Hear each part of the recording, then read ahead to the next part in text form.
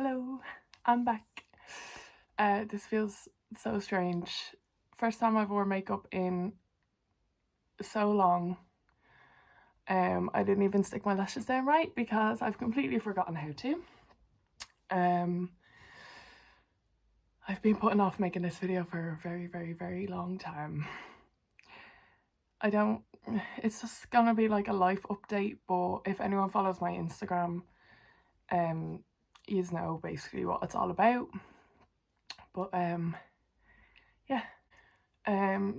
So I haven't uploaded here in I don't even know how long, coming up to probably a year, and a lot has changed. Obviously with everything going on in the world at the moment, things are bound to change anyway.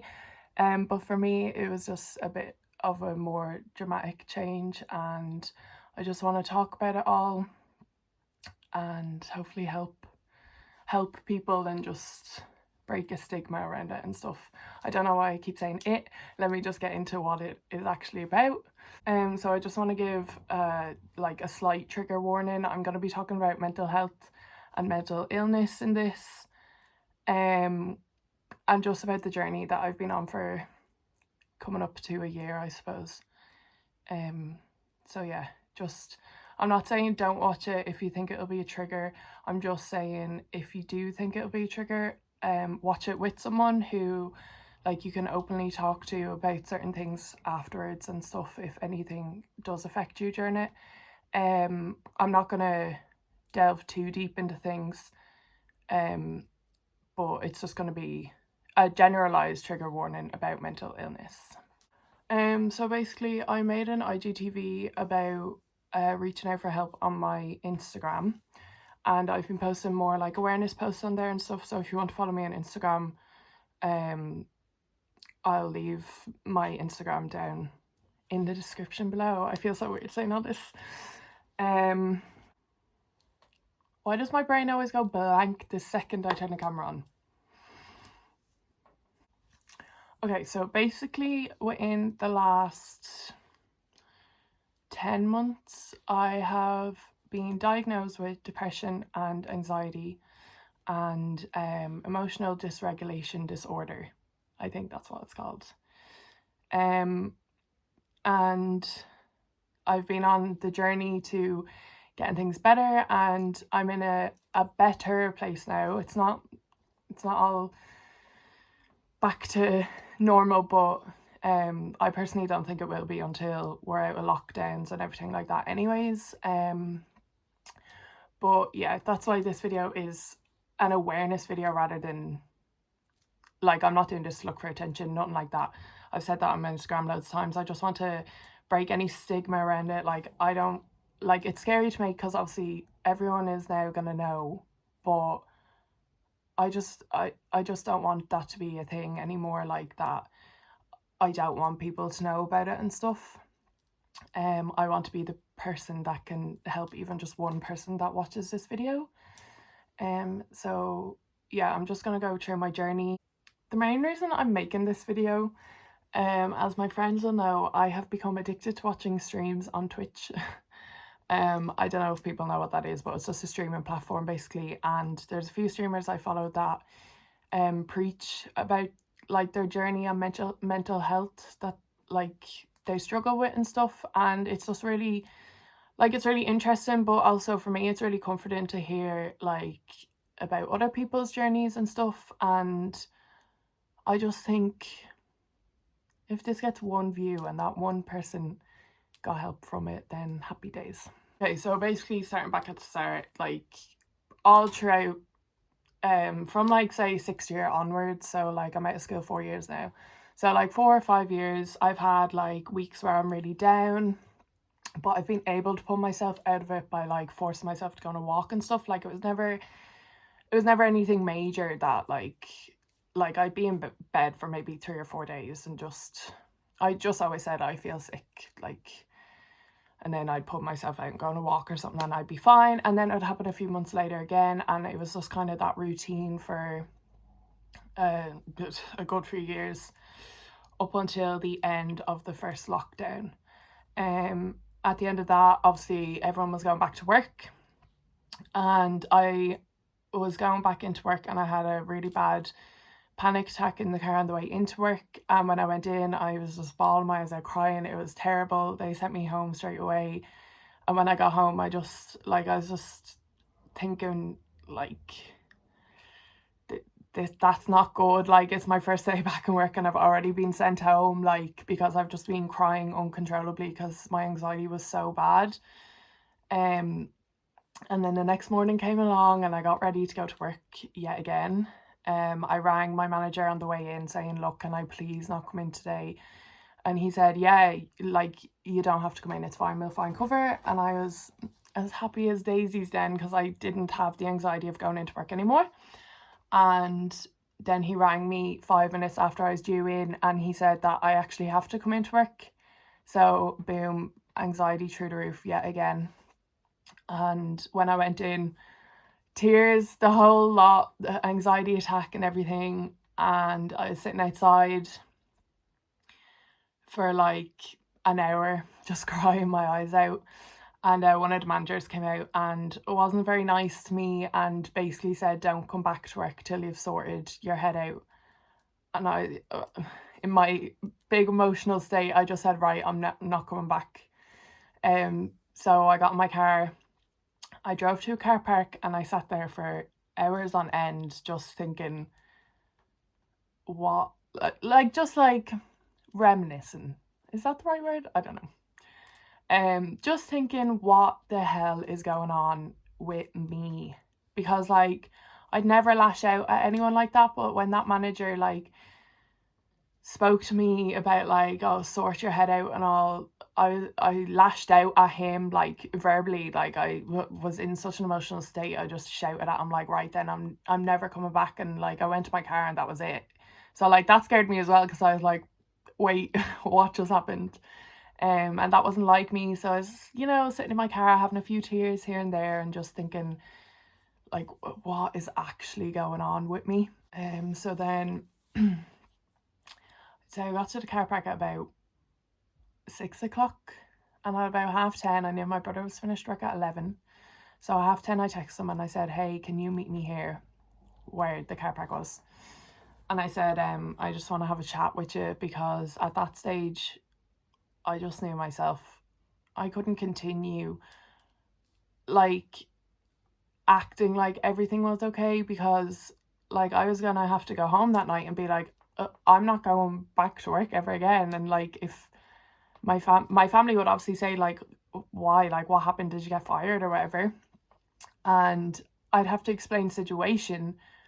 But if I wasn't going to actually explain the full situation, I would have had to make up lies or like pretend I was still going to work. Like, it was just going to get extremely messy, that I just thought, I need to sit down with my family and actually discuss this, because like for me, my head was so mushy and I was just like, I just don't understand what's going on.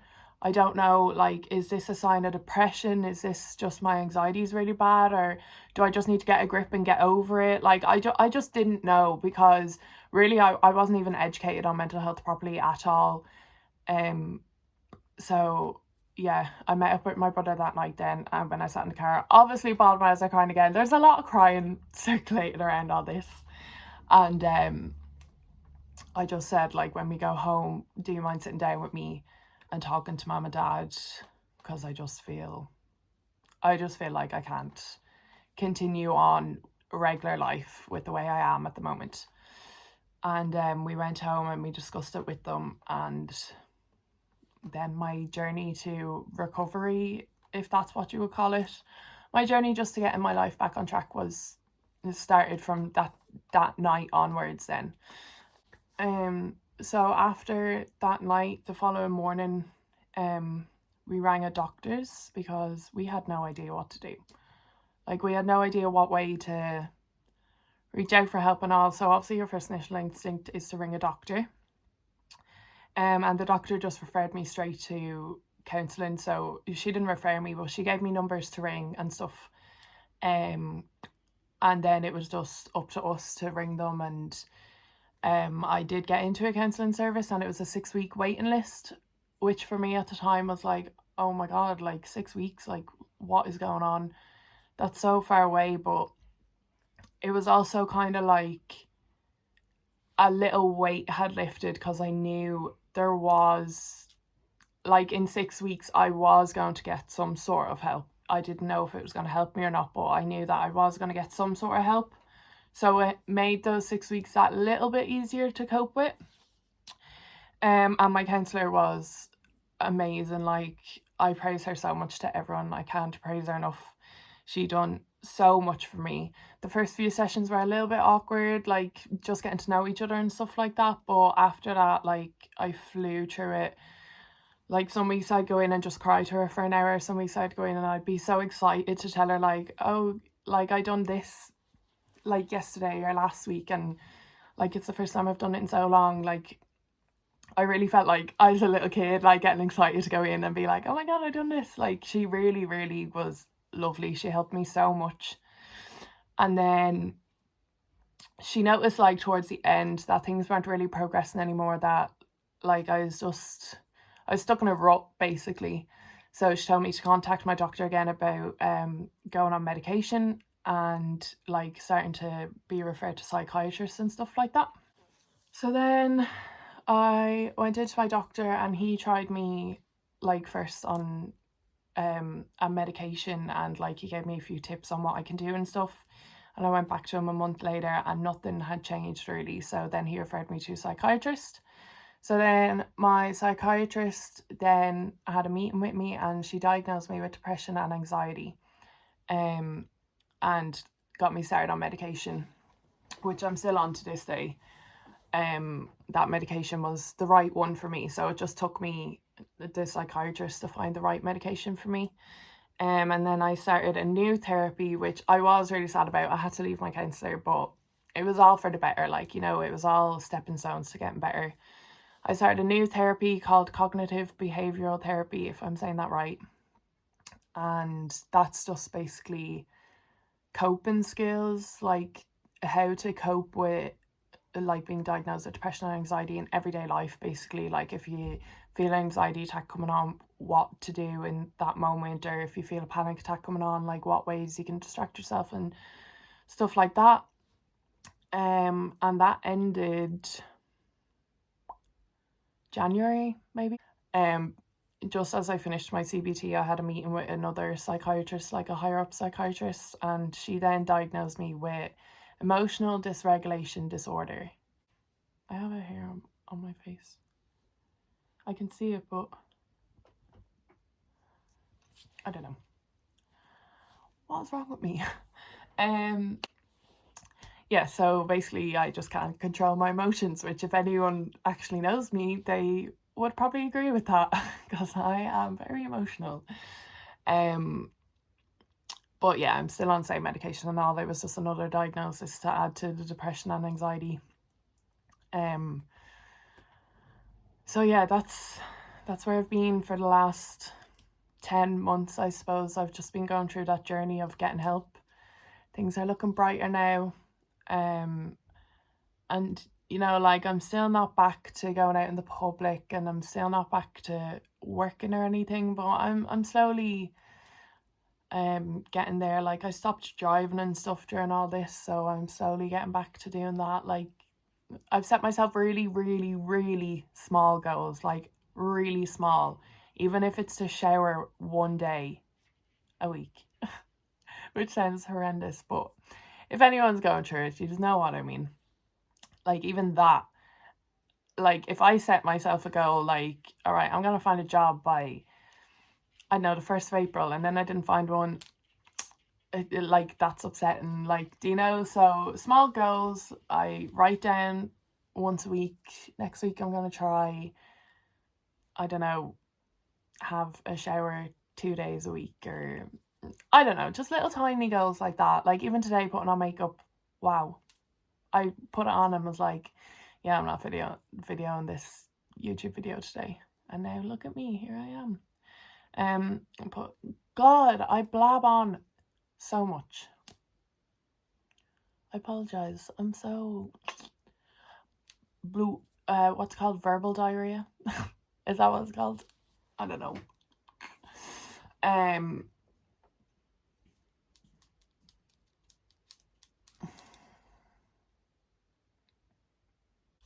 So I just started the video again and I didn't even think of what I was gonna say. But yeah, I don't know when I'm gonna post another video. It might not be for another year, who knows? But I'm trying to become consistent on my Instagram with posting awareness posts and talking on my stories about like more in-depth things and all. So as I said, my Instagram will be in the description if you want to go follow it. I'm trying to make it not become a, like, I was saying this on my Instagram story the other day, I'm trying to not make it become like, oh, that's the girl's Instagram that has depression. Like, I'm just trying to break a stigma or make people more comfortable with talking about things. Because like I wasn't comfortable talking about it for a long time, but I'm willing to talk about it a lot now. I'm willing to answer questions. Like I put up question box on my stories sometimes. People DM me asking questions, and if I can answer, I'll answer it, no problem. Like I'm happy to try in any way to help or break the stigma. Like I'm not a professional by all means. God, I'm not a professional. I haven't even gone to college. Like I don't have a degree in anything, but it's just, if I can make someone else feel that little bit more comfort, that also gives me comfort. So it's me helping you and you helping me at the same time, because I love, like, the messages I've got off people from the things I post on Instagram are just, they warm my heart so much. And I'm so proud of everyone that like reaches out to me and tells me like, oh, they're gonna do this and I've made them realize this and that. And even them just saying like, seeing your Instagram post today just made my day so much better. Like that's the goal. And yeah, I just wanted to be able to express that to more people by putting it on YouTube, I suppose. And yeah, I don't know. I don't have anything else really to talk about. I don't even know if this is a good video. I have literally done one take and I have blabbed on and on and on. I might be editing this and be like, not today, that's no. But yeah, it's a life update really, and then I can go into more detail in another video if people want me to. I'll be asking on my Instagram story and stuff like in the future. And I'm trying to think, is that everything? As you can see as well, if you've watched my previous two videos, I haven't changed.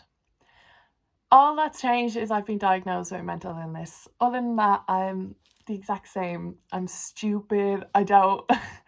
Okay, that was a bit much. But I still don't remember half things I meant to say. I'm still laughing at myself even sitting in front of a camera. And it's a year later and I don't think it'll ever change. Yeah, so basically that's my life update. A lot has changed in the last year, but that was bound to happen anyway with everything that's going on in the world. Yeah, if you want to follow me on Instagram, I do post about this stuff much more regularly over there. And I don't know if it's like, I don't know. I just overthink it so much, thinking like I'm annoying everyone. Like everyone's like, oh, here she goes again. But I need to stop thinking like that and just do what I want to do and not worry about what everyone else thinks. If they want to unfollow me, they can unfollow me.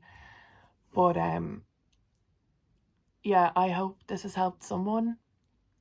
If you have any questions or anything, Instagram's the best place to reach me. What am I saying? Anywho, what the what was that? Anywho, I've never said that in my life. So anyway, thank you for watching. If you got this far, this is once again my third video on this channel, and it's the third video that is also a shit show. But look,